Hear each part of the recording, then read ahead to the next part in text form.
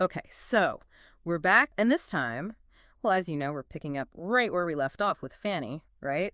Out on the road, Yeah, out on the road, hitchhiking, hitchhiking through Europe. Europe. Last time we talked about, the whole leaving Milan thing, which was, Yeah, real feat. yeah, it was. It was pretty All real intense. accomplishment. And also, we sort of touched on the fact that she discovered that these long haul trucks. Yeah, they seem to be, a much better bet than cars for long distance travel. Right.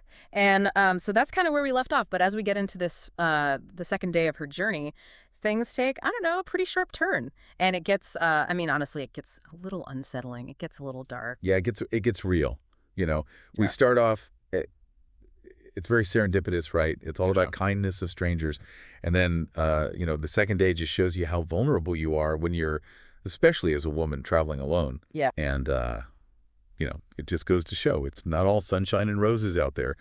The open road, it can be pretty harsh sometimes. So let's jump right in. She starts off by getting a ride with this truck driver who, and this is what's so interesting, identifies as both Russian and Spanish. Yeah, an interesting combo. Yeah. And I think what's interesting, just to kind of point out for you listeners, is that even with a language barrier, they managed to connect, right?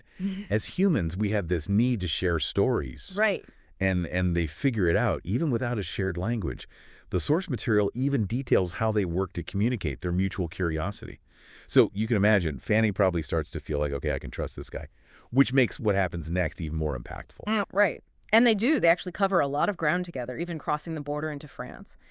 She gets past Pinsrink, and there's this, it's really kind of a bittersweet detail. She's geographically so close to her friend Lara at this point, but she's sticking to the plan. They're going to meet much later in Lisbon.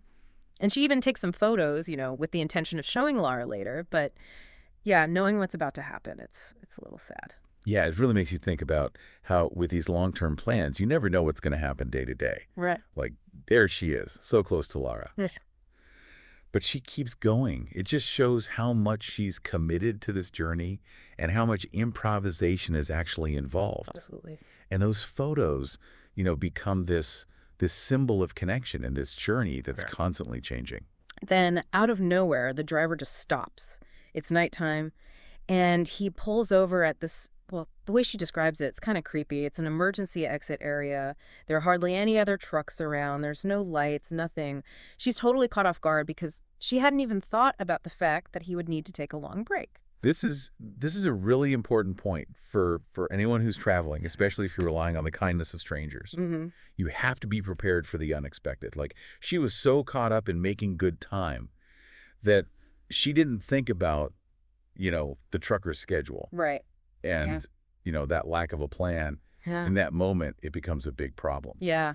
And then the whole sleeping arrangement thing comes up, which is just so uncomfortable. Oh, yeah. Fanny's clearly really uneasy about being alone with him in the truck cab. I mean, she even offers to sleep under the truck. That's how uncomfortable she is. Imagine that. Think about how uncomfortable you'd have to be to offer to sleep under a truck. Right. And the driver insists that she sleeps in the bed.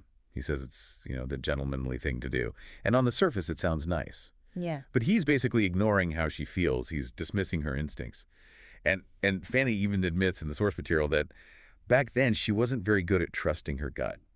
Yeah, I can see that. She was too worried about being polite and not causing a fuss. So we have this classic conflict. On one hand, she wants to be agreeable, but then there's this voice inside her that's screaming, danger! And at this point in her journey, she doesn't listen to it. She doesn't trust it enough. She has her pepper spray, but she's still really uneasy. This is something everyone needs to learn from. We all have that internal alarm system, and it's there for a reason. But sometimes we ignore it because we're trying to be nice or we don't want to make a scene, especially when you're dealing with someone who seems to be in a position of authority or someone offering you help. Yeah, it's hard to go against that, especially when you're in a vulnerable situation. Yeah. And things escalate quickly from there. The driver's restless, he's moving around, and then he suggests they share the bed, head to toe. He says it'll make her more comfortable. How is that supposed to be more comfortable? I know. You can just feel the tension building. Absolutely. He's pushing the boundaries. And then, well, he makes his intentions pretty clear. Yeah. Despite the language barrier, there's no mistaking it. He wants to touch her.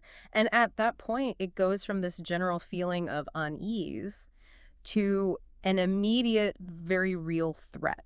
And this is the turning point. This is where, all of Fanny's fears could have become reality. You can imagine the anxieties coming back, the possibility of, something really bad happening. It's a moment of extreme vulnerability. But, and this is what's so amazing, instead of freezing up, her terror turns into this incredible surge of courage. Wow. She talks about how she stopped feeling like prey. It's like something inside her just snapped, and she became determined to fight back. It's a really powerful moment. It is. It's like this incredible resilience that we all have inside of us. Even in the face of danger, the need to survive, it can take over. It's incredible. It shows the strength of the human spirit. And she doesn't hesitate.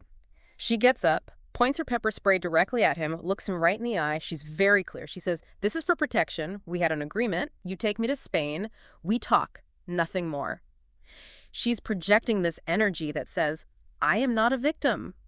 She even uses what she's learned from her psychology studies. And that's what's so fascinating. She takes what she knows from psychology and uses it in this real-life high-stakes situation. Right. She understands how to make herself look strong, not like a victim. The eye contact, the clear boundaries, it's all about taking back control. And it works. The driver backs off and falls asleep. But Fanny, she doesn't sleep a wink. She spends the whole night gripping her pepper spray, staying alert. And afterward, she has all these questions like, why didn't I just leave? Those questions that people often ask survivors. And it's easy to ask those questions from a place of safety. But when you're in that situation, when you're terrified, it's hard to think straight. It's easy to see what you should have done afterward. But in the moment, it's different. And I think it's important that she recognizes that. Right, right. So the next morning, they just drive in silence. It's so tense. They finally stop at a petrol station, and Fanny's incredibly careful getting out of the truck. She waits. She makes sure he's really gone before she even steps outside. That silence, it speaks volumes. You can feel how unsettled things are. And her actions at the petrol station show how much she's changed. She's hyper aware of the danger. Her safety is the priority now. And it's not until she's completely alone, away from the truck, that the full impact of what happened really hits her. And what's interesting is she doesn't cry immediately. It's more like this mix of anxiety and, well, even pride in how she handled herself. Plus, the adrenaline is probably still pumping. It's a lot to process. It's common to have a delayed reaction like that after a traumatic experience. When you're in danger, you focus on survival. Then, when you're safe, the emotions catch up. And feeling anxiety and pride at the same time, it makes sense. It's just how intense the experience was. Yeah, it's a testament to her strength. So she's at this petrol station, and she makes a choice. She refuses to let this experience ruin her journey. She focuses on being wise for her safety, and she reaffirms this belief that she has control over her own life, especially after all the difficult things she's been through. It's such a powerful moment of resilience. It's huge. She's not letting fear control her. Right. She's taking her narrative back. She's choosing to move forward. And believe it or not, she keeps hitchhiking. She even meets other hitchhikers and gets rides with them. She eventually reaches Madrid, makes it to her friend's apartment on the third night.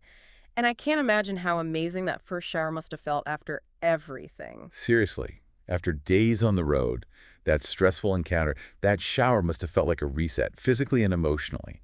Just a wave of comfort and safety. And it's in Madrid, finally safe and sound, that she lets it all out. The stress, the discomfort, the doubts, everything comes pouring out. The rough nights, the man watching her pee, that fence, the truck incident, the lack of sleep, the bad food, even this underlying guilt she felt about choosing this hard path. It was all too much. That release is so important. It's not just about the fear from the truck. It's about everything she'd been holding in since she left home. Mm-hmm. And that guilt she mentions, it's a complicated feeling. When you choose to do something hard, sometimes you question if it's worth it. Right, especially when it's your own choice. But letting those emotions out, it's crucial for healing and moving forward. Looking back on this second day, it's pretty intense, right? Not exactly a vacation highlight reel. Definitely not. This deep dive shows us the dark side of solo travel. It's not always glamorous. It can be dangerous. Yeah. And Fanny's story shows how important it is to trust your gut, even if it means being rude or inconvenient. Absolutely. And more than that, it shows how strong we can be when we're afraid. We can fight back. We can protect ourselves. Powerful stuff. So to everyone listening, have you ever ignored that gut feeling and regretted it? Or maybe surprised yourself with how strong you were when things got tough? Fanny's story, it's raw, it's vulnerable, but it's also incredibly inspiring. It really is. And looking ahead, Fanny continues traveling through Spain. She makes it to Portugal. And she spends a lot of time thinking about why she left her comfortable life in the first place. We'll be exploring those reflections in future deep dives, for sure. Definitely something to look forward to. Thanks for joining us for this deep dive into Fanny's journey. It was a tough one, but ultimately a powerful reminder of human resilience. Until next time.